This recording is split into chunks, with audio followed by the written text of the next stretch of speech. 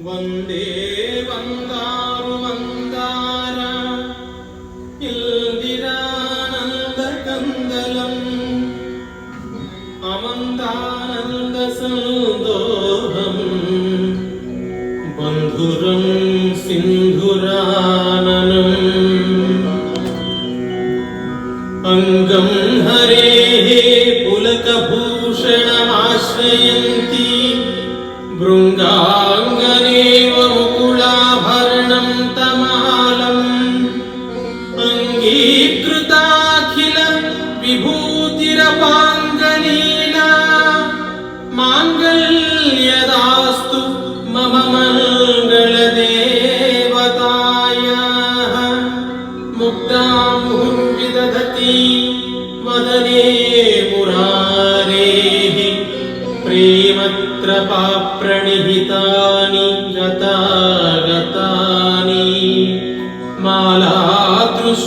ಮಾಲಾದೃಶೋರ್ಮಧುಕರೀವ ಮಹೋತ್ಪಲೇಯಾ ಸಾ ಮೇ ಶ್ರಿಯಂ ದಿಶತು ಸಾಗರ ಸಂಭವಾಯಾಃ ವಿಶ್ವಾಮರೇಂದ್ರ ಪದ ವಿಭ್ರಮದಾನದಕ್ಷಂ ಆನಂದ ಹೇತುರಧಿಕಂ ಮುರವಿದ್ವಿಷೋಪಿ ಈಶನ್ ನಿಷೀದತು ಮಯಿ ಕ್ಷಣಮೀಕ್ಷಣಾರ್ಥಂ ಇಂದೀವರೋದರ ಸಹೋದರಮಿಂದಿರಾಯಾಃ ಅಮೀಲಿತಾಕ್ಷಮಧಿಗಮ್ಯ ಮುದಾ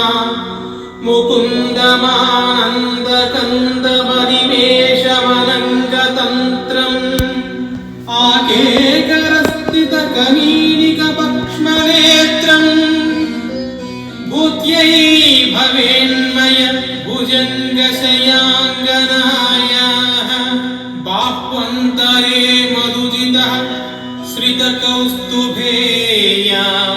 ಹಾರಾವಳೀವ ಹರಿನೀಲಮಯೀ ವಿಭಾತಿ ಕಾಮಪ್ರದಾ ಭಗವತೋಪಿ ಕಟಾಕ್ಷಮಾಲಾ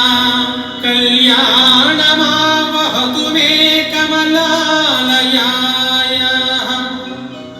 ಕಾಲಾಂಬುದಾಳಿ ಲಲಿತೋರಸಿಕೈಟಭಾರೇಃ ಧರಾಧರೇ ಸ್ಫುರತಿ ಯಾ ತಟಿದಂಗನೇವ ಮಾತುಃ ಸಮಸ್ತ ಜಗತಾಂ ಮಹನೀಯ ಮೂರ್ತಿಃ ಭದ್ರಾಣಿ ಮೇ ದಿಶತು ಭಾರ್ಗವನಂದನಾಯಾಃ ಪ್ರಾಪ್ತಂ ಪದಂ ಪ್ರಥಮತಃ ಖಲು ಯತ್ಪ್ರಭಾವಾತ್ ಮಾಂಗಲ್ಯಭಾಗಿ ಮಧುಮಾಧಿನಿ ಮನ್ಮಥೇನ ಮಯ್ಯಾಪತೇತ್ತದಿಹ ಮಂದರವೀಕ್ಷಣಾರ್ಥಂ ಮಂದಾಲಸಂ ಚ ಮಕರಾಲಯ ಕನ್ಯಕಾಯಃ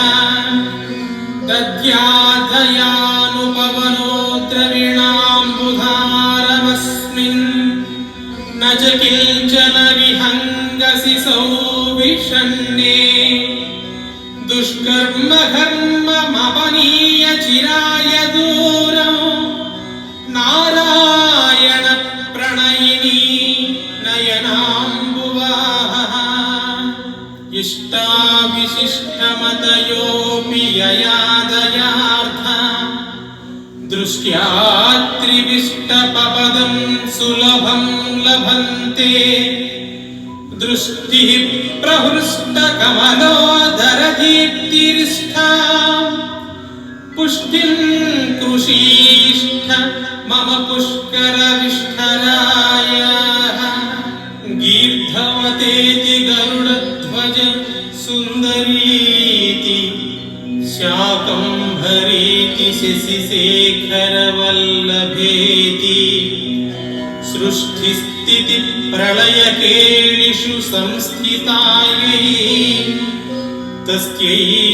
ನಮಸ್ತ್ರಿಭುವನೈಕಗುರೋಸ್ತರುಣ್ಯೈ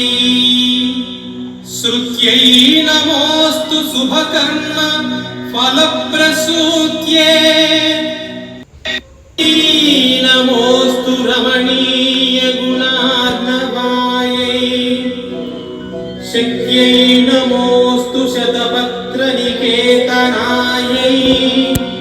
पुष्ट्यै नमोऽस्तु पुरुषोत्तमवल्लभायै नमोऽस्तु नाळिकनिभाननायै नमोऽस्तु दुग्धोदधिजन्मभूम्यै नमोऽस्तु सोमामृतसोदरायै नमोऽस्तु नारायणवल्लभायै नमोऽस्तु हेमाम्बुजपीठिकायै नमोऽस्तु भूमण्डलनायिकायै नमोऽस्तु देवादिदयापरायै नमोऽस्तु सार्ध्यायुधवल्लभायै नमोऽस्तु देव्यै भृगुनन्दनायै नमोऽस्तु विष्णोरुरसिस्थितायै नमोऽस्तु लक्ष्म्यै कमलालयायै नमोऽस्तु दामोदरवल्लभायै नमोऽस्तु कान्त्यै कमलेक्षणायै नमोऽस्तु भूत्यै भुवनप्रसूत्यै नमोऽस्तु देवादिभिरर्चितायै नमोऽस्तु नन्दात्मजवल्लभायै सम्पत्कराणि सकलेन्द्रियनन्दनानि साम्राज्यदानविभवानि सरोरुहाक्षी त्वद्वन्दनानि दुरिताहरणोद्यतानि मामेव मातरनिशं कलयन्तु मान्यै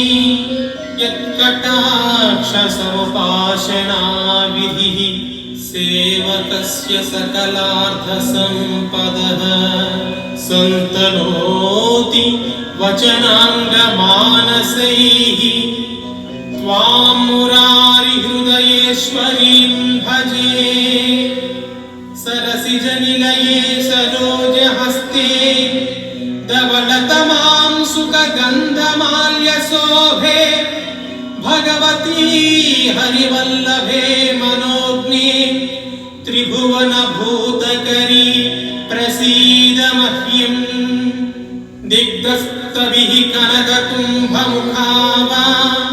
सृष्टः सर्वाहिनी विमलचारु जलप्लुताङ्गिम् प्रातर्नमामि जगतां जननी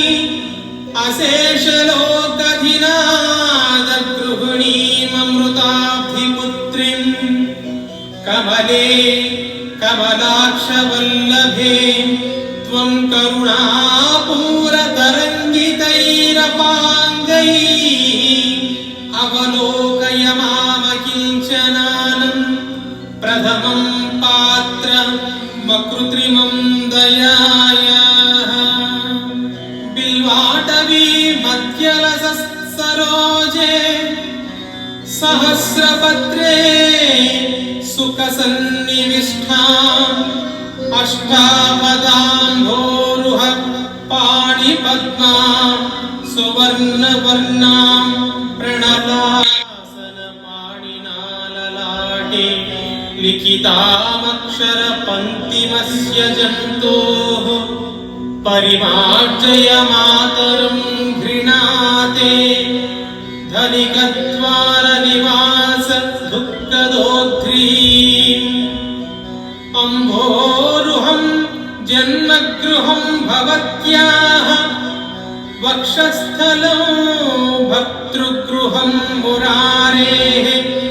कारुण्यतः कल्पय पद्मवासे लीलागृहं मे हृदयारविन्दम् स्तुवन्ति ये स्तुतिभिरमोभिरन्वहम् त्रयीमयीं त्रिभुवनमातरं रमां गुणाधिका गुरुतरभाग्यभाजिनो भवन्ति ये भुवि बुधभाविताशयाः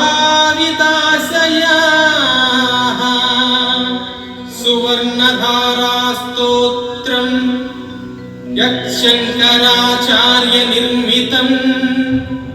त्रिसन्ध्यं यः पठेन्नित्यं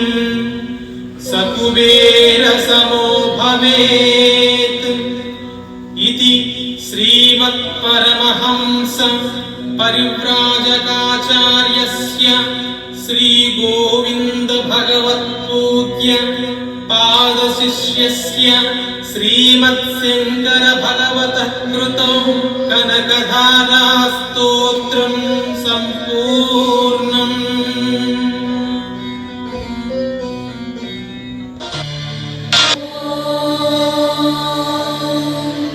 हिरण्यवर्णा हरिः सुवर्णरजः